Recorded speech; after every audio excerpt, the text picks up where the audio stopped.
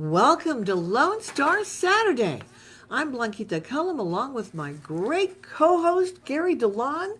We've got a great show today. Yes, we do, and we are brought to you, of course, today by the Acadiana Cafe, Dave Saylor's great Cajun food, and John Lester Insurance, and you can get every kind of coverage that you need.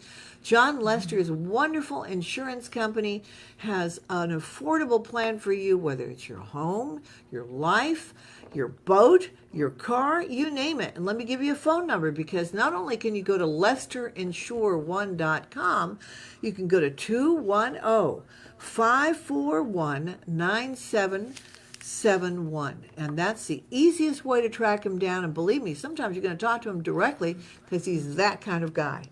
And of course, you can always go to Acadiana if you want to taste the best Cajun food this side of New Orleans. It's good.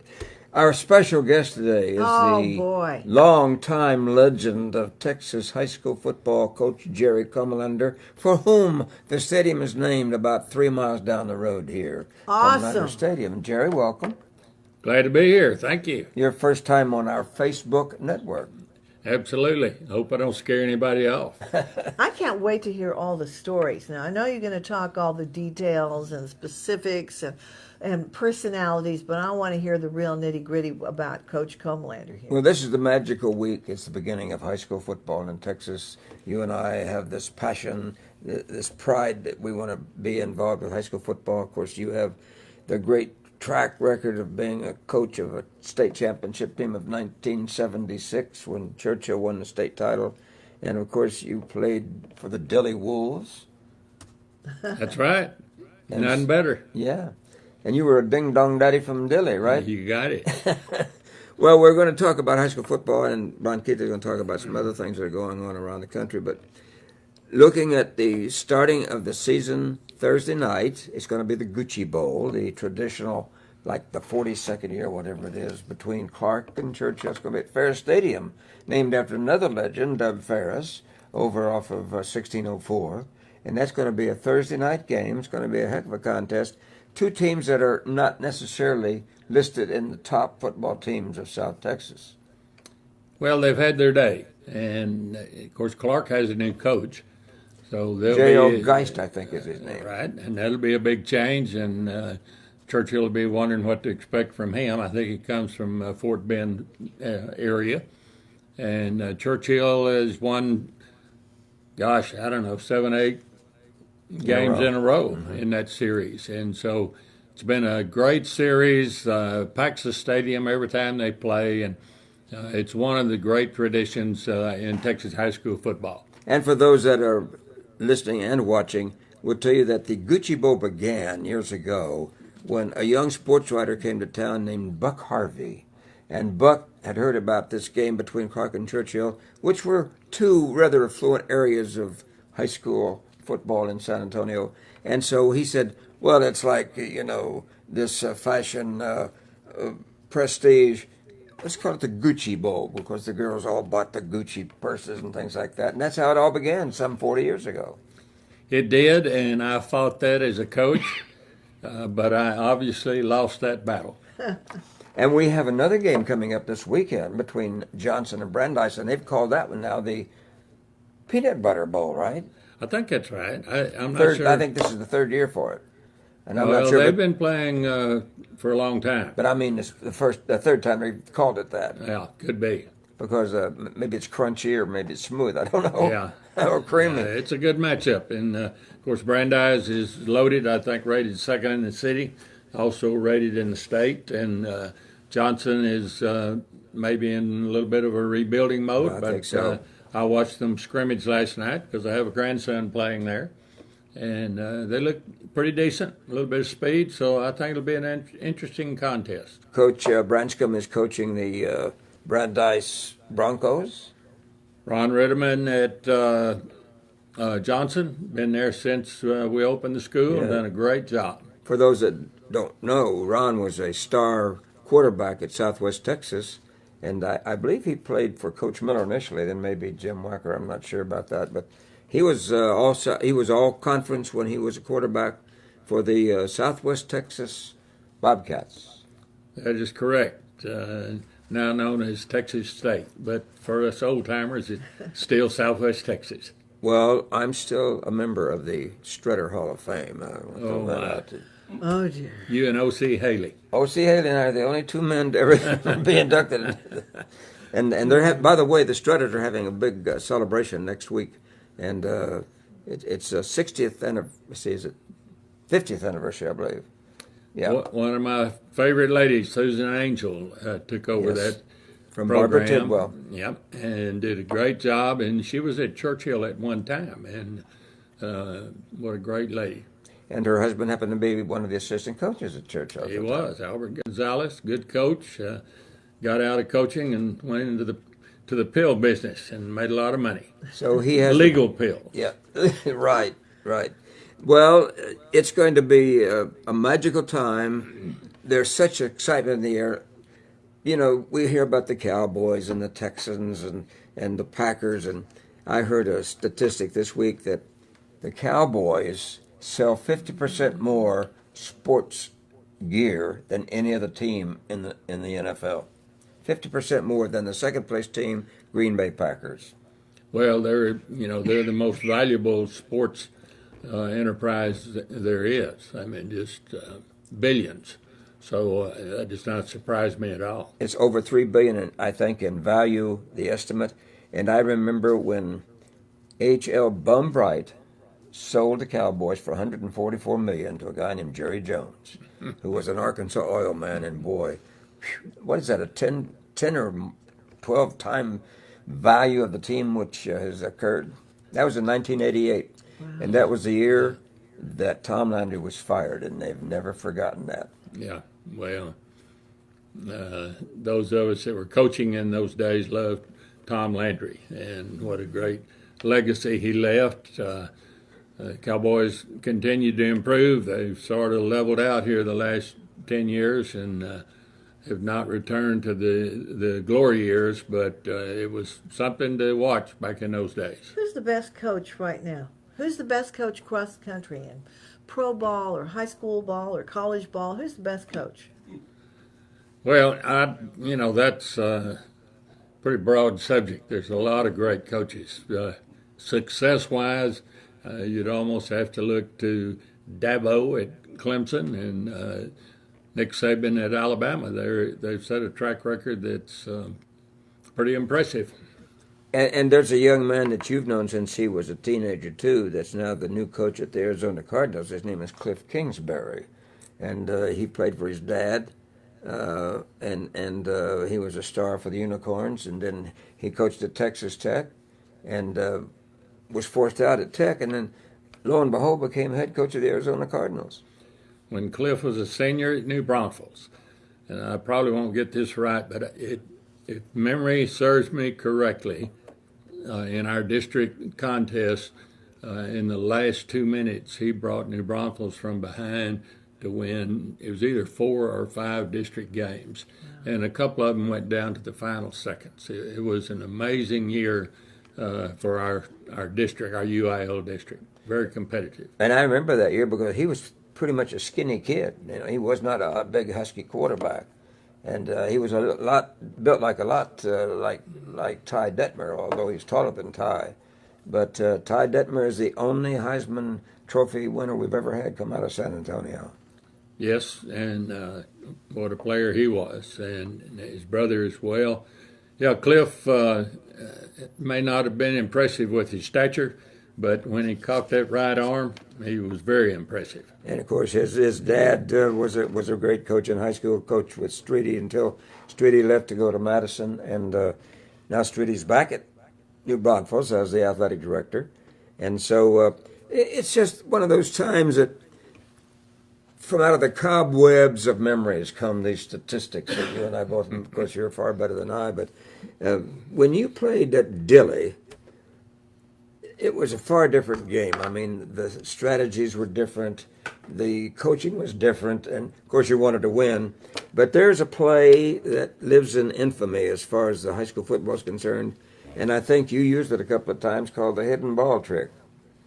It is, and we learned that play. I say we, Marvin Gustafson and I I was coaching with Gus in Devine. I was sitting on top of that rickety press box, and we were playing the little town of Pettus. And all of a sudden, somebody came out of their backfield with the football running down the field, and the Devine guys had no idea where he'd come from. And Gus calls me on the crank-up old Army crank-up phone system we had. And said, "Where'd he come from?" I said, "Coach, I don't know." Long story short, after the game, Gus got the coach in the dressing room, and he drew that play up, and Coach Gus used it many times over the years. In fact, used it in 1972, and probably allowed us to win the state championship, because the only time I remember us scoring was Richard Sanchez going about 60 yards against Brenham to win that semifinal football game. And I did use it a few times myself. Let's explain how it works, because there are a lot of people that say, I was just going to ask that question. What's the hidden ball what trick? is that deal?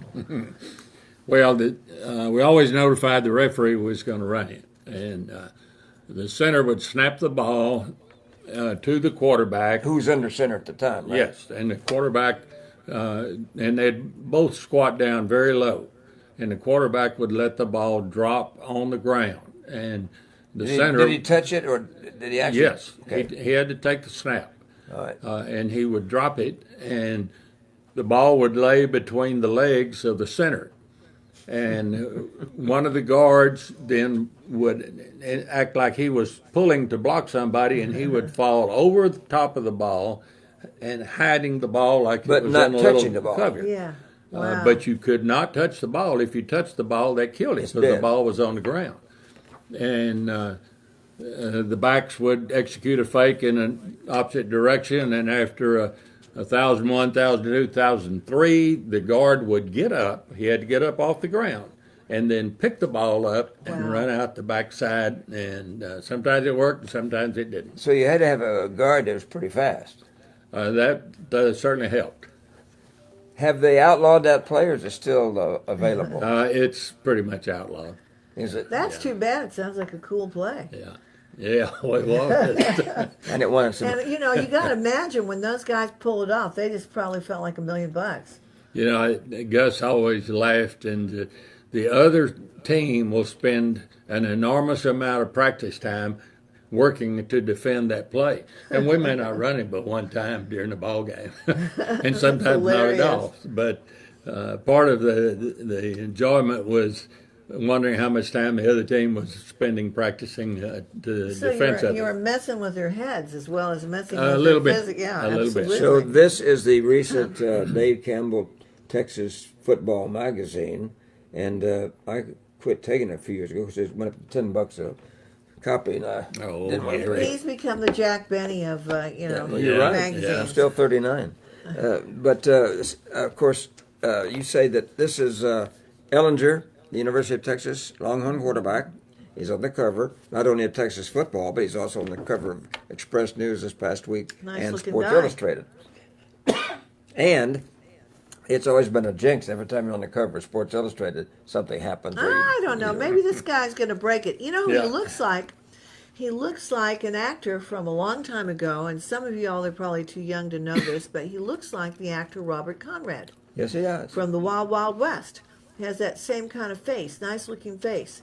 I mean, he doesn't have the jinx of being in the football, but he might make it in the movies. Texas high school football.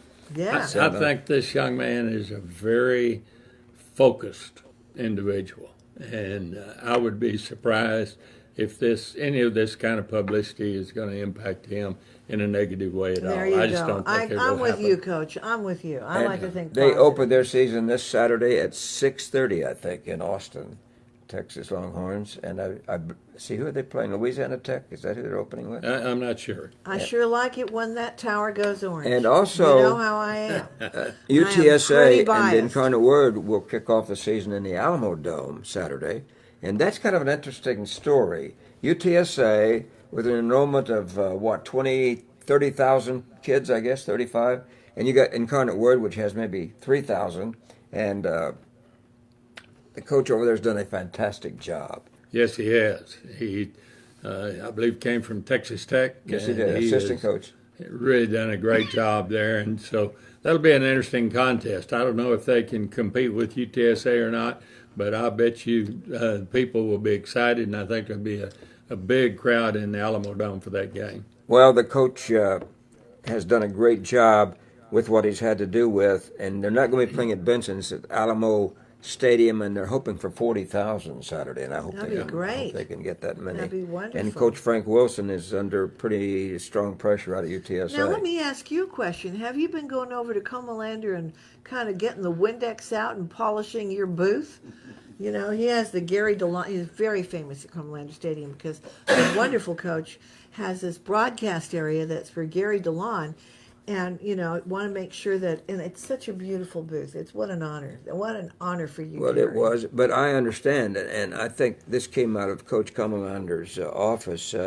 They intended to put that over the restroom and not the broadcast booth, but that was all right. Oh, here we go. It really is. It's never enough. It's never I enough. asked him what he wanted, and he wanted to be able to get crowd noise. I'm so telling we you. actually, Blanqueta, we drilled a hole in the floor. It has a plug, so bugs can't get in. But for games, take the plug out, and he drops a microphone down in that hole and can actually get crowd noise. But Who see, else in I'm the telling state you. would do that for a guy? And, you know, and the thing of it is, I thought when you drew the line, when he asked to have that same crowd noise at his home, I think that was understandable. You can't be that much of a diva. You did really good, Jerry. You gave him the best, but it is beautiful. And if anybody gets over to Comalander Stadium, which is absolutely the most gorgeous stadium, you need to try to get Two to of the the Gary DeLon nicest booth. and most grandiose stadiums in the state. Gorgeous. It is Honor not to you. Allen, of course. It is not McKinney. I think McKinney has the most expensive stadium in the state. They increased it some 22,000, but Comalander Stadium has a beautiful setup for the Gorgeous. broadcasters because you have a large booth. You go over to Hero Stadium, which was designed differently, and you're crammed in there like this. But it's all right. I mean, it's still a beautiful stadium. But Who was when you were a kid, when did you determine that football was such an important part of your life? How did did your dad like football? How did that happen in your life that you got this passion for football? I actually grew up in a little town of Big Wells, and we didn't have enough to play football. In fact, it closed the high school after my freshman year. We only had 35 in high school. Wow. So when we moved to Dilley, I'd never played other than what we call midget football when I was a small kid. And in those days, we played barefooted. The only thing we had on was a helmet. Wow. But anyway, we moved to Dilley, and we just all the guys that came from Big Wells played football, and we were fortunate to have some really good athletes at that time, and we just loved it. Just got in your blood. and your dad was a coach. He was. Yes, he was. When you're talking about, for people like me that like football but don't understand all the intricacies like you guys do, you talked about something about the play that you had, the lost ball play, and all. Is that dependent upon the players to come up with that strategy? Does the coach come up with that strategy? Is it a combination? How do you get the chemistry to be able to come up with some of those real winning plays that live long even past the games? I think it always comes from the coaches, but the execution of whatever you come up with is what's critical.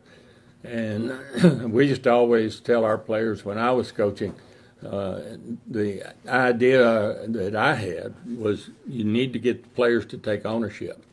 And if they take ownership in the result of the play rather than the coach needing to call the right play, then you have a chance to score every time you snap the ball.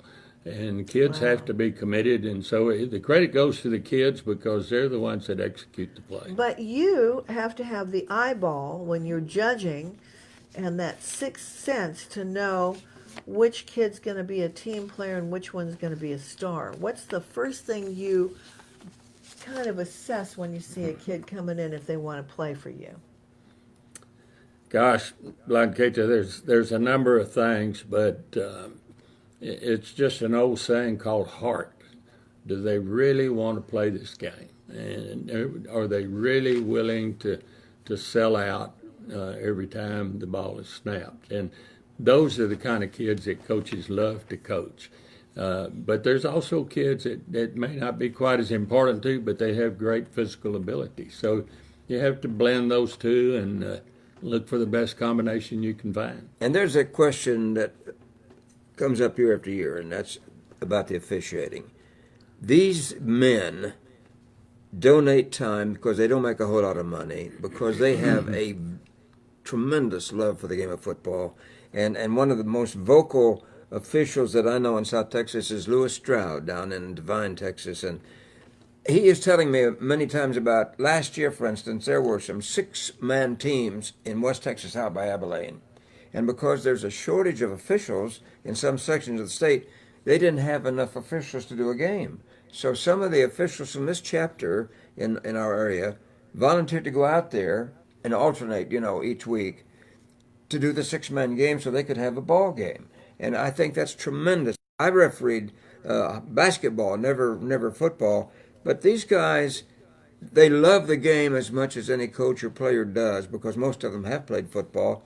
But we're having difficulties now getting young men interested in becoming officials. And I can understand that to some degree, because it's a thankless job in many cases. And you make a call and, oh, boo, boo, boo, the raspberry starts. So it's a job that it's thankless, as I say, but golly, we've got to appreciate these officials. But now men you in have stripes. another element that's really coming into it, too, that's kind of iffy. And, of course, it's a little sensitive, so everybody bear with me on this one. Now you have women who want to play football, or women who are transgendering into becoming men who want to play on the football team. You also have men who are transgendering into women who want to play into women's sports, whether it's wrestling or track or whatever. We discussed this. What do you think about that, Jerry? It's a very... Well, tell about your rule that you had when you were AD. When it all came up, I visited with our superintendent about it, and we established a policy in Northeast School District. You are and you play whatever your birth certificate says. Otherwise, you open the door, as you just said, for boys to play on girls' teams through the same process as girls doing the transgender thing. To play football. How are you going to stop a boy from playing volleyball? You can't. Well, and there have been cases where the championships in wrestling have been won by men, boys who have become girls. Transgendering women. Well, the reason for that, in a lot of states, girls do wrestle the boys in high school. Yes. But in Texas, there is a rule. Girls wrestle girls, boys wrestle boys. And that's why there is a state championship in each gender. And what has happened in recent years, there's been some guys that have made that change, and they've wrestled as girls. Won the titles. And they're just too big and strong. And a girl can never get strong enough. Yeah, a right. girl can never get strong Well, enough. and my mother's always said, never wrestle with a girl. And I bet you did, though. I'm sure he did. He Or he had tried anyway. tried when he married her. But, the thing of it is that it's, for women, it's unfair because they can never get the same measure. They don't have of the strength. same body structure. And so that's concerned. Remember back in the day in the Olympics, they made you take tests to find out what Testosterone. how much testosterone you have. Exactly. Yeah, it's a sensitive subject, and People are afraid to even talk about it. yeah. Well, you have to talk about it because it's something that's happening, and you're going to have to take preventive measures. I mean, you can't allow this to go on. Or make a determination as to how you'll proceed with it. Whether you have certain points that are taken off if you have so much, or it's got to become fair. The competition has to become fair.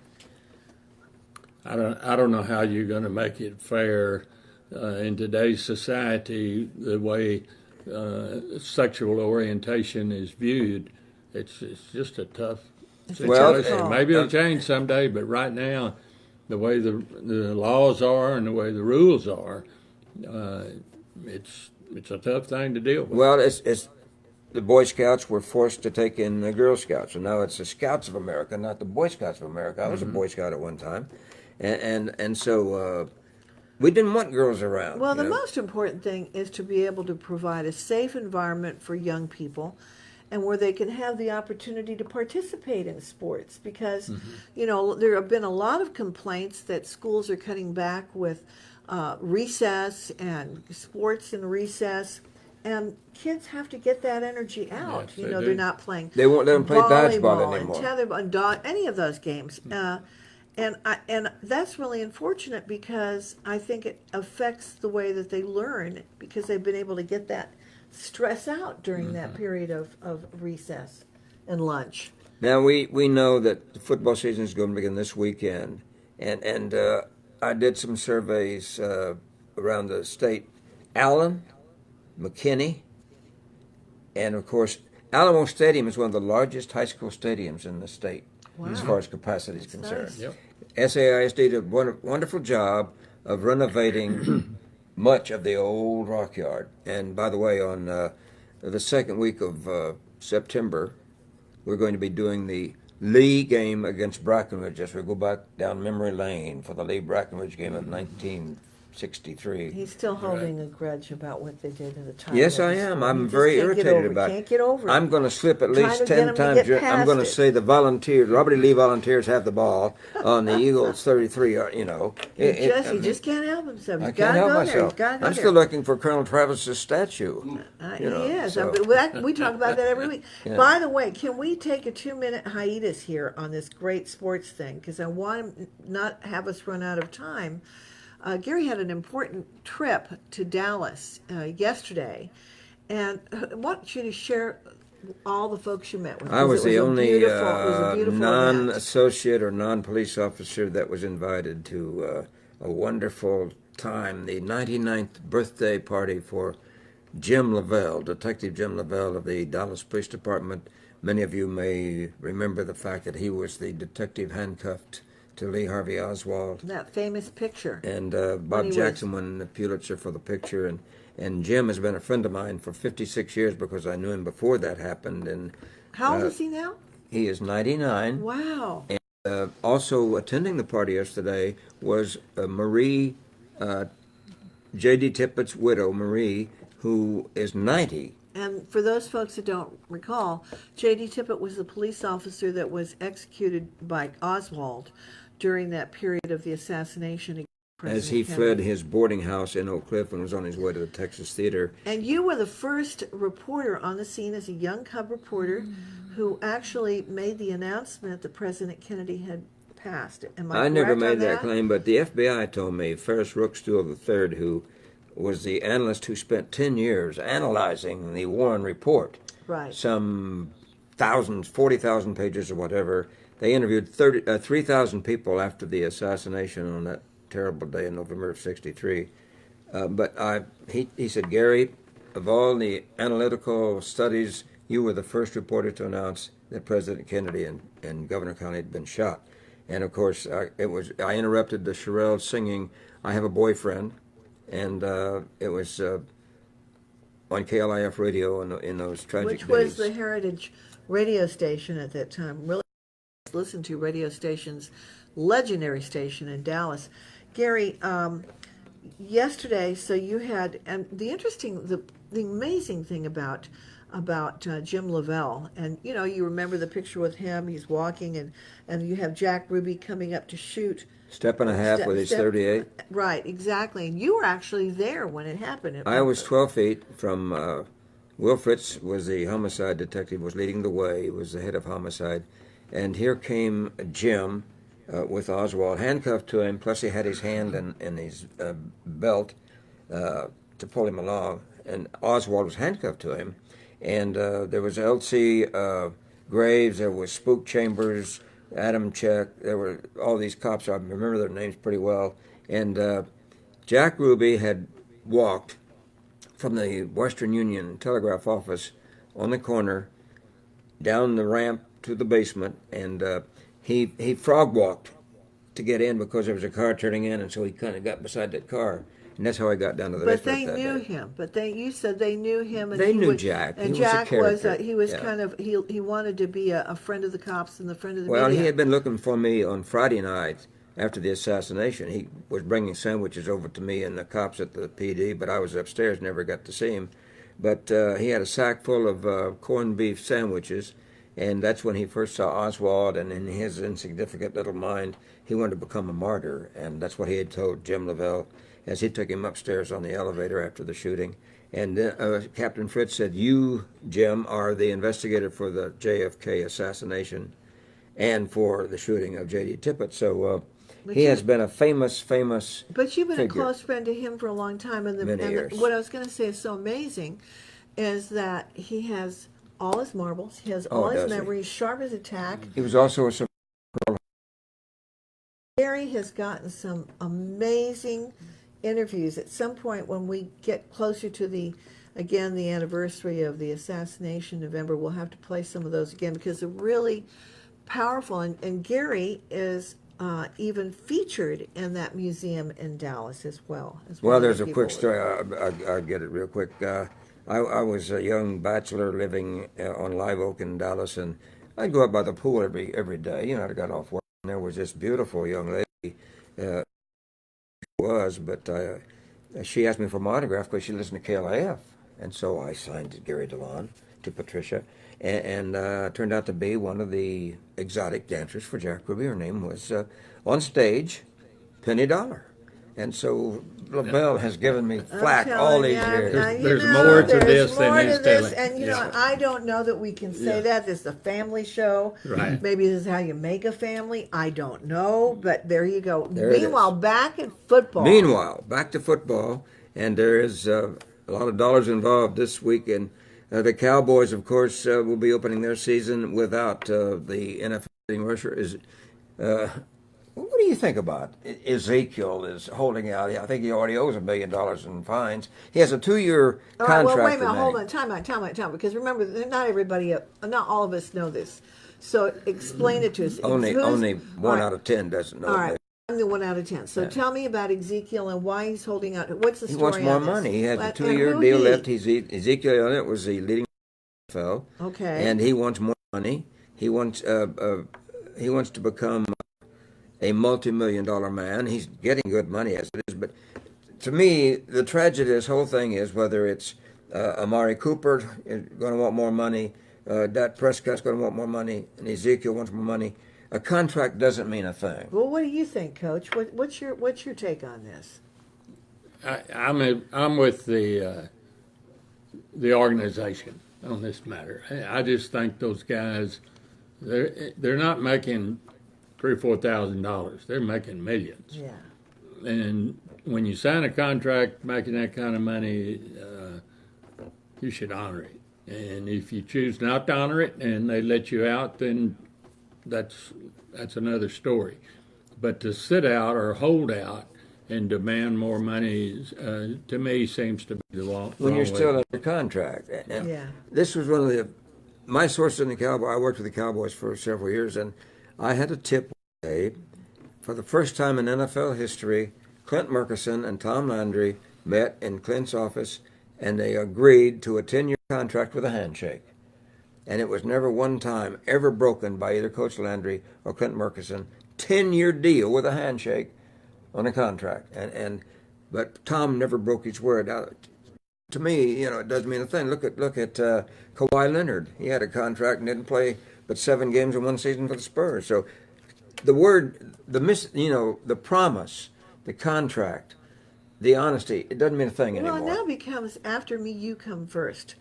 You look at a lot of the players that are going to have their own issue and they're going to get out there and take a knee right before the game because they want to prove a point when all those fans have come there to root for the team and not for an individual, unless the individual is someone that's going to help the team win the game.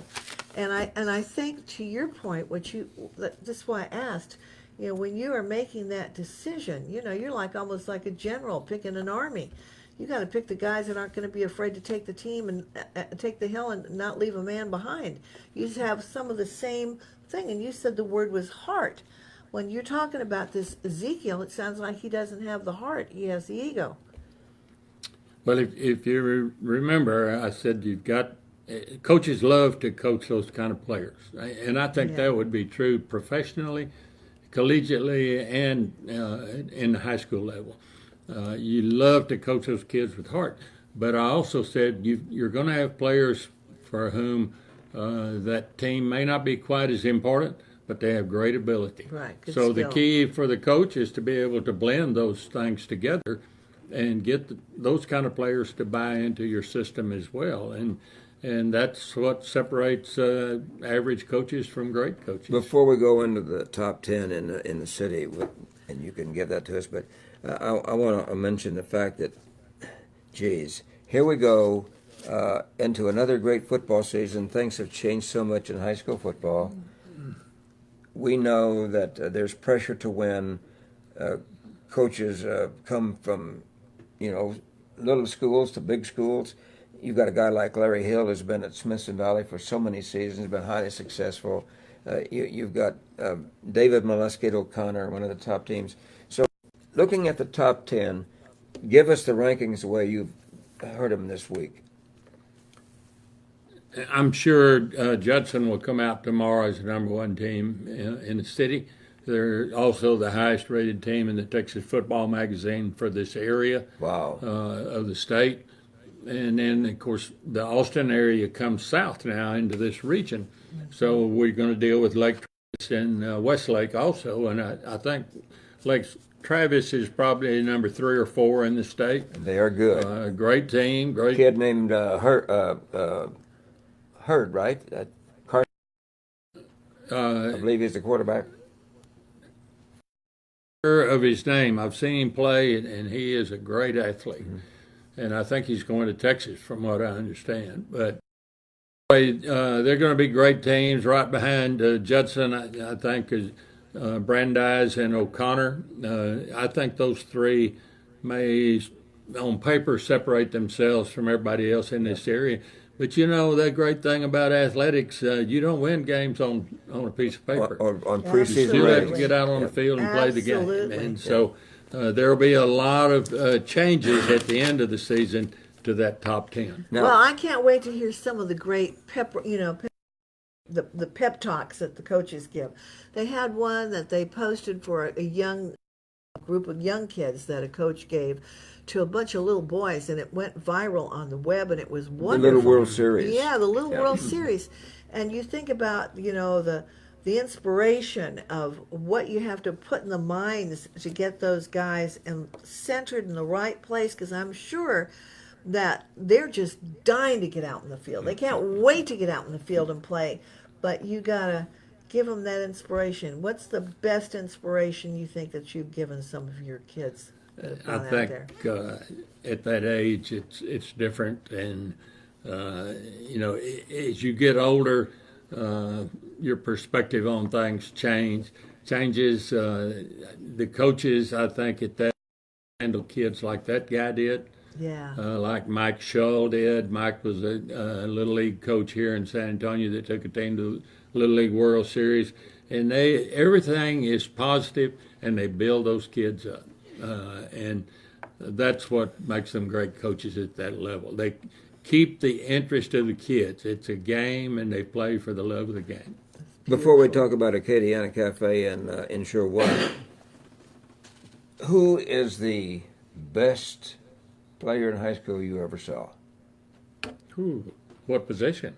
Any there position. You go. There's I'm talking the answer. about on the football field. Well, and I asked that question because it depends. The great quarterback may not be a very good player playing defensive tackle.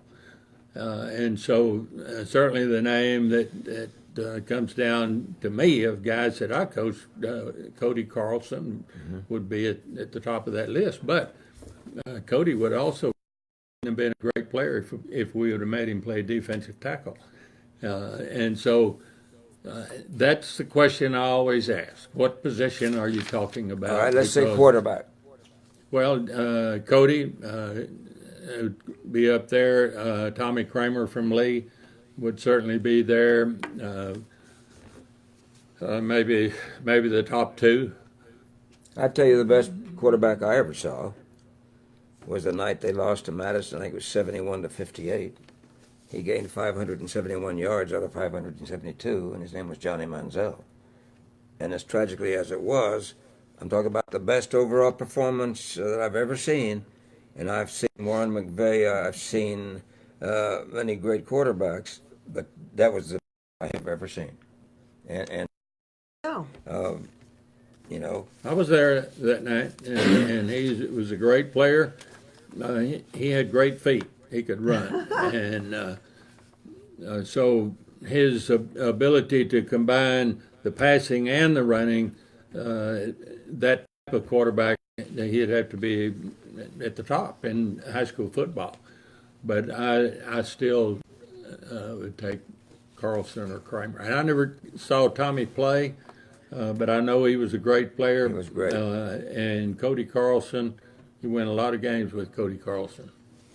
wow. well, I can't believe it goes by. Wasn't it wonderful to have you on the program? Thank you so much for spending a little time with us here on Lone Star Well, Saturday, Jerry. Thanks for the invitation. I mean, you got to come back again soon. We'll talk about some of the famous football players that went to D.C. that formed their own little squad. well, the thing about it is, I don't want to get into it, but I did not see Jim Thorpe play, as people said all the Oh, time. I bet he was a wonderful yeah, player, legendary. Sure, yeah. absolutely. I did not see Pop Warner. Yeah. They said, well, I thought you were covering that game. Well, you know. You didn't cover that game?